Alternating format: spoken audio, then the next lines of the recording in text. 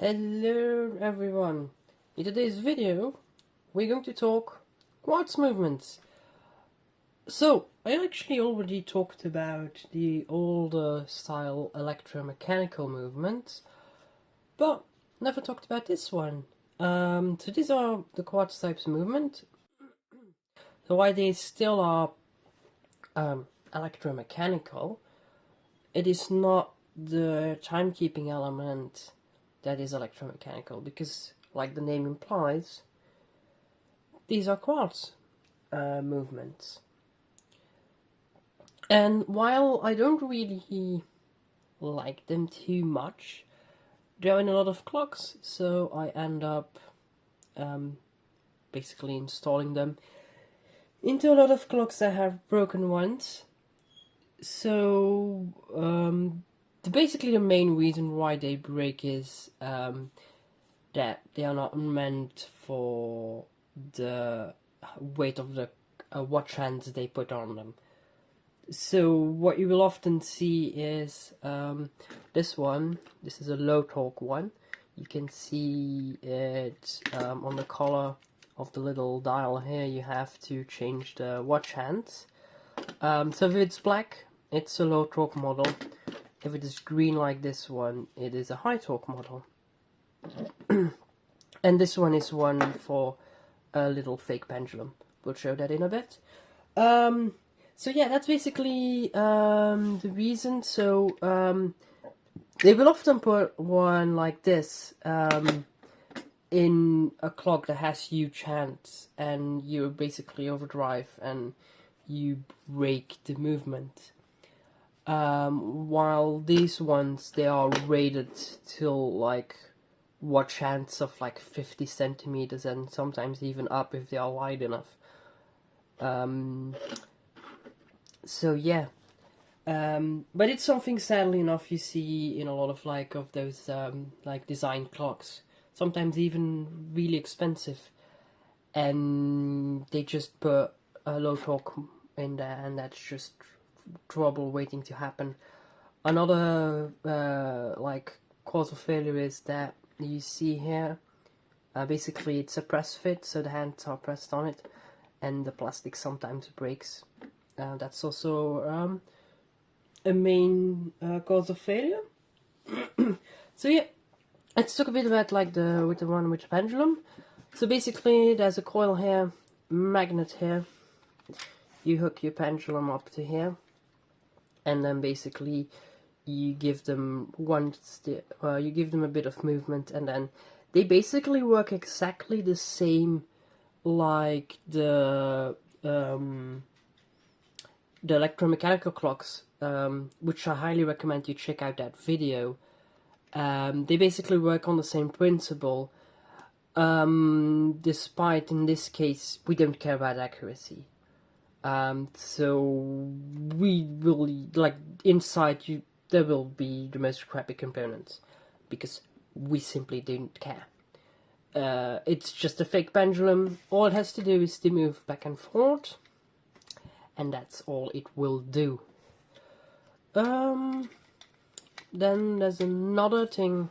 Before I open one up, I want to clear. You can see these ones have a little screw. This one doesn't. So this movement is a so-called EF, so it's European fitting one. This is an NEF, which is non-European fitting one.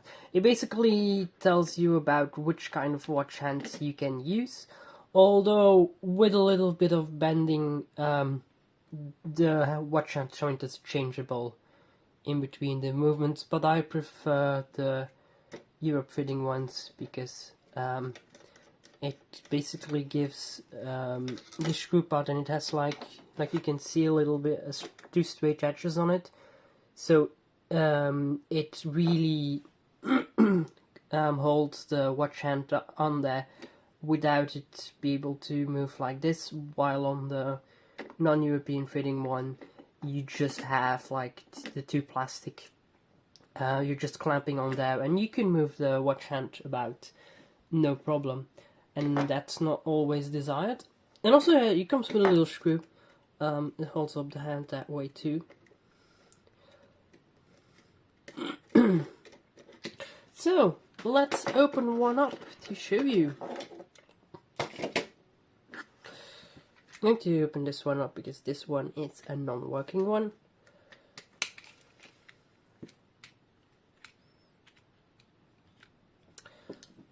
So,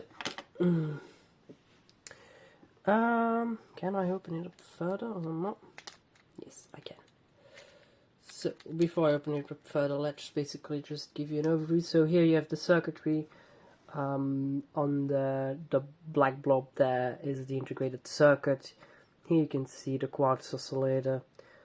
There's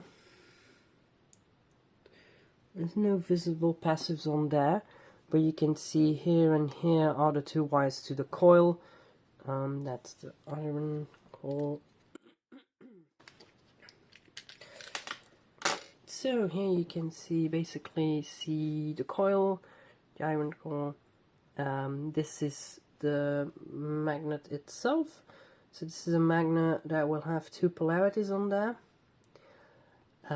which is going to basically, this is really simple stepper motor, and it will straightly drive this, which is the second axle. So yeah, this will, if you have a second hand on the clock, this is where it will attach. So it's the first gear after, no, it will go like this, I think, no, it's this.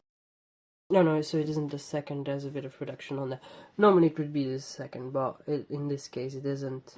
So we'll have those two gears, which one of them is the adjustment gear that's attached to this knob. And then you have the rest of the gears, like gear train, and you can see here, this gear, you have a little clip on there that allows you to basically move the hands without moving the rest of the movement. So this clip will give a little bit of tension, it has the right amount of slip. So basically this allows the watch hands to be driven with enough force that like they move when the movement ticks, but also you still have enough slip to be able to move them. This is then your reduction, so this goes from the minute hand to the hour hand.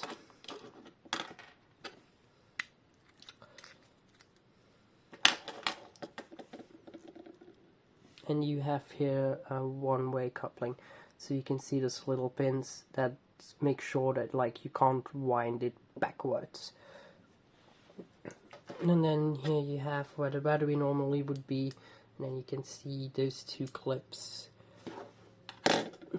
basically attached, like they push on here, which makes the circuit to the movement, to the circuit, so it can run. So yeah, that's what's inside of it. Like you can see, all plastic gears. The better ones, they tend to be really reliable, despite it all being plastic on the inside. Plastic on plastic tends to run rather well in the watchmaking industry for some reason. I think if you use good plastics, it can be pretty decent, as is often already shown in in some of the Miyota chronographs, like quartz chronographs. So yeah, that is what is inside of a quartz clock movement. Like I said, don't really like them too much, but a lot of people have those kinds of clocks and are really keen on them. So it is like a repair I do often, although it isn't really worth the word repair, because basically all I do is I swap the movements around. So I swap it for a new one. Although, what I sometimes do is, when I have a bunch of those broken ones, I do like a repair one. When I have 10 of them, I sometimes make like, I turn 10 non-working ones into 6 working ones. That's something I sometimes do. But often it's just not really worth it. Sometimes when it are like these ones with the pendulum, if it is like in a like a specific one that I can't really order new, I sometimes do a repair on those. And if I ever do one, I will show it in a video if it's worth it. If it's just something stupid, it probably won't make it to a video. But yeah, that was it for today. I hope you liked the video, and I'll see you in the next one. Bye bye.